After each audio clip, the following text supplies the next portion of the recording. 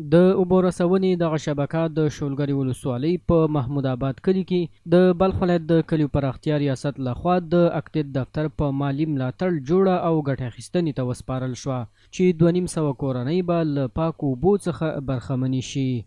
نو په اوس وخت کې الحمدلله داسې یو زمینه برابره ده، ټول نهادونه او ټول مؤسسات کولی شي چې په خپل بخش کې خدمت وکړي.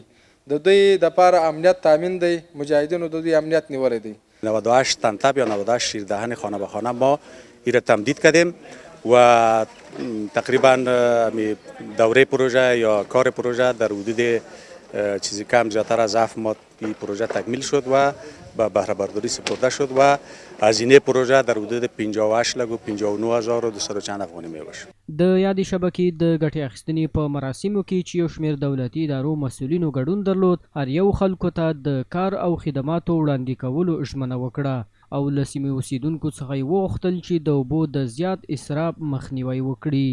کمتر از 8 ماه را تکمیل کردیم و کارگرایی که اینجا کار کرده کلا از کارگرای محل بوده که روزانه در حدود 20 الی 15 کارگر اینجا کار میکردن. په همدې حال کې ځایي اوسیدونکي د دې شبکې له جوړېدو څخه خوښ دي. وایي چې له دې وروسته به د څښاک پاکو اوبو اساسي ستونزه حل شي. از یک او که من خیلی خوشحال شدم. واقعا هر روز اینجا پنپر و بلوتر و مثلا مساق حکومت واقعی مراسم دوام میگن از پیشم آورد چی من نرسیده بود. گفت ما خیلی مشکلات داشتیم، اوقات بود زمستان ها مثلا او خط میشد، مای عمل که گل میشد. حال مشکلات خیلی 100% خوب شده.